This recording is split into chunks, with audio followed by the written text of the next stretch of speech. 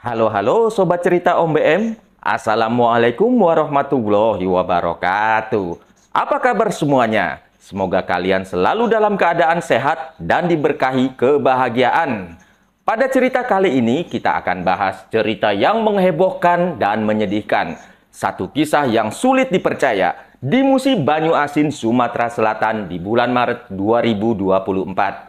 Di satu pagi, seorang lelaki berumur 33 tahun dilarikan keluarganya ke rumah sakit karena pada bagian alat vitalnya dibuat cacat oleh istrinya sendiri hingga menyebabkan hilangnya kejantanan lelaki itu seumur hidup. Apa yang sesungguhnya terjadi? Mari kita simak kronologinya bersama. Sebelum kita mulai ceritanya, jangan lupa untuk like, komen, subscribe, dan bagikan video ini ke teman-teman kalian. Lisayati dan Rian Hidayat, keduanya berusia 33 tahun, sudah menikah di 2013 atau selama 11 tahun. Sebelum kejadian ini terjadi di tahun 2024. Kisah cinta mereka dimulai di tahun 2008 ketika keduanya masih berpacaran dan akhirnya menikah 5 tahun kemudian. Selama 11 tahun pernikahan, pasangan ini dikaruniai 2 orang anak dan sedang mengandung anak ketiga yang jadi berkat keluarga kecil mereka. Rian bekerja di luar kota, di Pangkalan Kerinci, sedangkan istrinya Yati membuka warung kecil di rumahnya di Desa Simpang Bayat. Kehidupan sehari-hari mereka berjalan normal, seperti keluarga pada umumnya. Selama 11 tahun berumah tangga, Yati menuturkan kalau Rian nggak pernah menunjukkan perilaku yang mengarah kekerasan di dalam rumah tangga. Hubungan mereka harmonis sampai akhirnya masuk ke tahun 2023. Beredar kabar Rian yang bekerja jauh berselingkuh. Padahal waktu itu Yati sedang hamil anak ketiga. Tapi Yati memilih untuk menepis rumor perselingkuhan itu. Dia berusaha menjaga kepercayaan demi ketenangan keluarga dan kesehatan kandungannya. Sampai akhirnya di Kamis malam 22 Maret 2024, Rian Hidayat pulang dari luar kota ke rumah seperti biasa. Tapi malam itu dia membawa kabar yang mengguncang rumah tangga mereka. Di jam 7 malam, percakapan suami istri yang awalnya tenang berubah jadi pertengkaran. Pertengkaran berlangsung sampai jam 11 malam karena Rian mengakui kalau dia sudah menikah lagi. Bagi Yati, pernyataan Rian sudah menikah lagi bagaikan petir di siang bolong. Selama ini, meski rumor sempat beredar, dia tidak pernah menduga suaminya benar-benar punya hubungan yang begitu serius, hingga sampai menikah dengan perempuan lain. Kejutan itu belum berakhir. Rian yang mengaku kalau istri keduanya adalah perempuan asal Riau yang tinggal tidak jauh dari rumah mereka, ternyata sedang hamil. Pengakuan ini menambah beban batin bagi Yati. Suaminya bukan hanya sekedar dekat atau berpacaran, tapi sudah membangun ikatan keluarga baru. Yati berusaha mencari jalan keluar, walau di tengah kondisi kecewa, terpukul juga kebingungan dan tekanan. Dia minta supaya Rian menceraikannya daripada harus berbagi suami dengan perempuan lain. Tapi Rian menolak.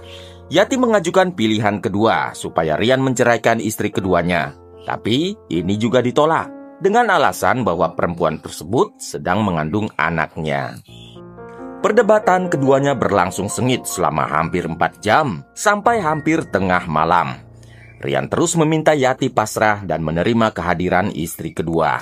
Yati menghadapi pergulatan batin yang sangat berat. Setelah melewati pertimbangan panjang, terutama juga memikirkan masa depan ketiga anak mereka, Yati akhirnya menyetujui permintaan Rian dengan hati yang berat. Keputusan ini diambil bukan karena dia benar-benar rela dan menerima, melainkan demi menjaga agar anak-anak mereka tidak menjadi korban perceraian. Untuk memastikan keseriusan Yati, Rian meminta istrinya menelpon langsung dengan istri keduanya yang bernama Vero. Dalam percakapan, waktu dipertanyakan apakah Vero tahu kalau Rian sudah beristri, Vero menjawab, "Mau bagaimana lagi? Saya sudah terlanjur berhubungan." Dan Vero juga mengirimkan hasil tes pack uji kehamilannya. Setelah percakapan telepon berakhir, Rian juga mengancam kalau dia dipaksa berpisah dengan perempuan selingkuhannya, dia bisa lebih bikin situasi lebih rumit dari yang sekarang. Suasana di antara Yati dan Rian tampak mereda. Keduanya berdamai seolah-olah pertengkaran berjam-jam tadi sudah menemukan titik terang. Karena waktu yang sudah larut malam, mereka beristirahat. Sebelum terlelap, Yati sempat melayani kebutuhan biologis Rian. Seolah-olah konflik yang terjadi beberapa jam sebelumnya telah usai. Keduanya kemudian tertidur tanpa menyadari bahwa malam itu akan menjadi akhir dari perjalanan mereka sebagai pasangan suami istri yang utuh. Ketika azan subuh terdengar, Yati terbangun dan mulai kegiatan rutin paginya. Dia mandi, sholat subuh, dan menata warung yang menjadi sumber penghasilan keluarga. Saat membereskan warung, Yati menangis terseduh-seduh. Rasa sakit, kecewa, dan penyesalan bolak-balik silih berganti memenuhi pikirannya. Walau secara lisan telah menyetujui kehadiran istri kedua, perasaan di hati Yati tetap bergejolak. Dalam kondisi emosi yang tidak stabil, tiba-tiba pandangannya tertuju pada sebuah cutter yang dijual di warung. Dalam sekejap, muncul pikiran yang gelap. Tiba-tiba dia mengambil cutter itu dan langsung menuju kamar tempat Rian masih tertidur pulas. Dengan gerakan spontan, Yati menyingkap celana pendek suaminya dan melukai bagian sensitifnya menggunakan cutter tersebut. Rian yang kesakitan seketika terbangun, menjerit. Kejar-kejaran singkat terjadi hingga ke dapur. Sebelum Yati membuka pintu dan berlari keluar rumah sampai akhirnya dia menumpang truk yang melintas untuk melarikan diri ke arah Kabupaten Muara Enim. Sementara itu, dengan kondisi yang memprihatinkan, Rian berlari menuju rumah orang tuanya yang tidak jauh dari sana. Keluarga kemudian segera membawanya ke Rumah Sakit Umum Daerah Bayung Lencir untuk mendapatkan pertolongan gawat darurat. Dalam pelariannya di Muara Enim, Yati hidup menggelandang di jalan selama 3 hari.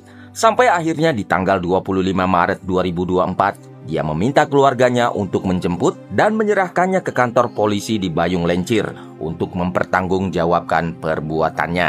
Dalam keterangannya, Yati menyampaikan penyesalan mendalam. Dia mengaku masih menyayangi suaminya dan menyesali perbuatan yang secara spontan tanpa rencana sebelumnya. Di kantor polisi, Yati bahkan menelpon suaminya melalui panggilan video call. Dalam percakapan singkat itu, dia meminta maaf atas tindakannya. Yang mengejutkan, Rian tidak menunjukkan kemarahan. Dia menegaskan bahwa bila ada laporan atau tuntutan hukum yang diajukan, itu berasal dari pihak keluarga besarnya, bukan dari dirinya.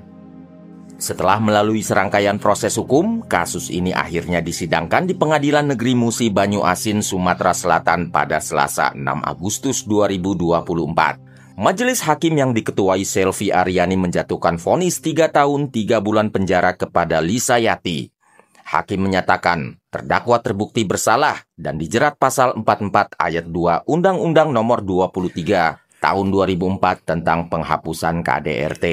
Peristiwa di Musi Banyu Asin ini menjadi pengingat bahwa keegoisan suami juga tekanan mental istri dalam rumah tangga bisa memicu tindakan yang tak terduga, juga menimbulkan dampak hukum serta sosial yang luas. Kasus ini menekankan pentingnya bersyukur, menjaga perasaan pasangan suami istri supaya tidak berujung pada tindakan demikian.